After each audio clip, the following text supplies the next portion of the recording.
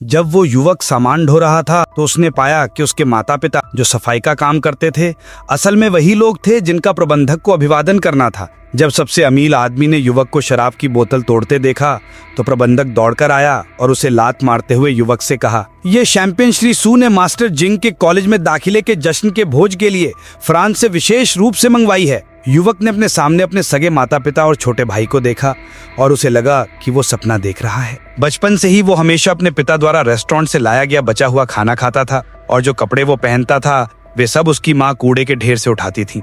आज सुबह तक उसके माता पिता इतने गरीब थे कि उन्हें खाने का खर्च भी नहीं मिल पाता था, लेकिन दोपहर तक वे सबसे अमीर लोग बन गए थे जिनका हर कोई सम्मान करता था। मैनेजर ने उसे स्तब्ध खड़ा देखा, उसकी गर्दन पकड़ी और उसे घुटनों के बल बैठकर सबसे अमीर आदमी से माफी मांगने पर मजबूर किया। युवक के पिता ने कहा, बस बहुत हो गया। मुझे खुशी है कि मेरे बेटे को कॉलेज में दाखिला मिल गया है। अगर ये टूट जाए तो ये लाखों डॉलर की शराब की बोतल के बराबर है। ये टूट गई है क्योंकि उस युवक ने नकाब पहना हुआ था। वे पहचान नहीं पाए कि वो उनका अपना बेटा है।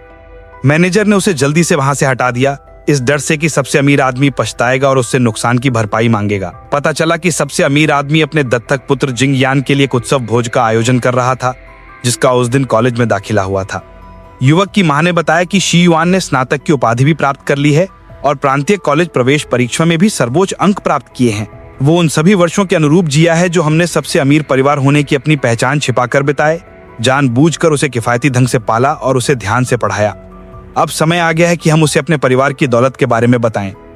लेकिन सबसे अमीर आदमी ने कहा, जल्दी मत करो, चलो इसे 1 महीने और परखते हैं। स्कूल शुरू होने पर हम इसे एक सरप्राइज देंगे। लेकिन पास ही अपने माता पिता की बातें सुन रहे शी युआन की आंखों में आंसू आ गए और उसने सोचा, माँ बाप, मेरे पास तो बस 1 महीने से भी कम समय बचा है। पता चला कि पिछले कुछ सालों में अपने परिवार की मुश्किलों से निपटने के लिए शी युआन हर छुट्टी में अंशकालिक नौकरी करता था और जैसी कि उम्मीद थी इस बार प्रांतीय कॉलेज प्रवेश परीक्षा में उसे सर्वोच्च अंक प्राप्त हुए।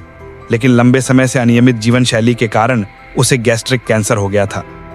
डॉक्टर ने कहा कि उसके पास जीने के लिए 1 महीने से भी कम समय बचा है। शी युआन ने शुरू में इस महीने का इस्तेमाल अपने माता पिता के लिए ज्यादा पैसे कमाने में करने की योजना बनाई थी, लेकिन उसने कभी नहीं सोचा था कि आज उसे चौंकाने वाला राज पता चलेगा। रात को जब वो घर पहुंचा तो ऐसा लग रहा था जैसे उसकी आत्मा ही चली गई हो। उसे समझ नहीं आ रहा था कि खुश हो या दुखी। अचानक उसके पिता सफाई कर्मचारी की वर्दी पहने चिकन का एक डिब्बा लेके वापस आ गए। उसके पिता ने उससे कहा कि तुम्हें चिकन की हड्डियां खाना ज्यादा पसंद नहीं है, ये खास मैं तुम्हारे लिए लाया हूँ। उसके पिता ने यह भी बताया कि ये बचा हुआ चिकन था जो उन्होंने रेस्टोरेंट में लोगों को खाते देखा था और उन्होंने उसे पैक करके जल्द से जल्द वापस ले आए।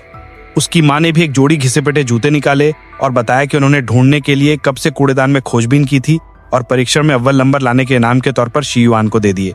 शी युआन ने जूते लेने का नाटक किया, फिर अपने माता पिता से कहा कि वो बीमार है और उसे इलाज के लिए कुछ पैसों की जरूरत है। लेकिन अचानक उसके माता पिता के दत्तक पुत्र जिंग यान ने कहा, मैंने तुम्हें पहले भी उन लड़कियों के साथ छोटे होटलों में जाते देखा है। अगर तुम्हें सचमुच कोई गंदी बीमारी है तो तुम्हें जल्द से जल्द इलाज करवाना चाहिए।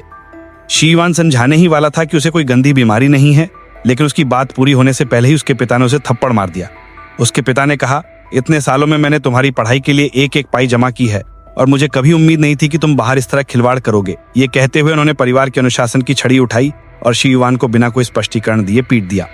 उस समय जिंग यान भी घुटनों के बल गिर पड़ा और अपने पिता से विनती करने लगा, अब उसे मत मारो, जरूर बाहर की लड़कियों ने ही उसे बहकाने की पहल की होगी, वो तो बस थोड़ा शरारती है। ये कहते ही उसके पिता ने शी युआन को और भी जोर से पीटा। उसे पीटने के बाद उसके पिता ने कहा कि वो शी युआन को कैद खाने में बंद कर देगा, फिर बाकी लोग चले गए। हालांकि उसकी मां हिचकिचा रही थी, फिर भी वो कुछ कहने की हिम्मत नहीं कर पाई। शी युआन शिकायत और दर्द से बेहोश हो गया।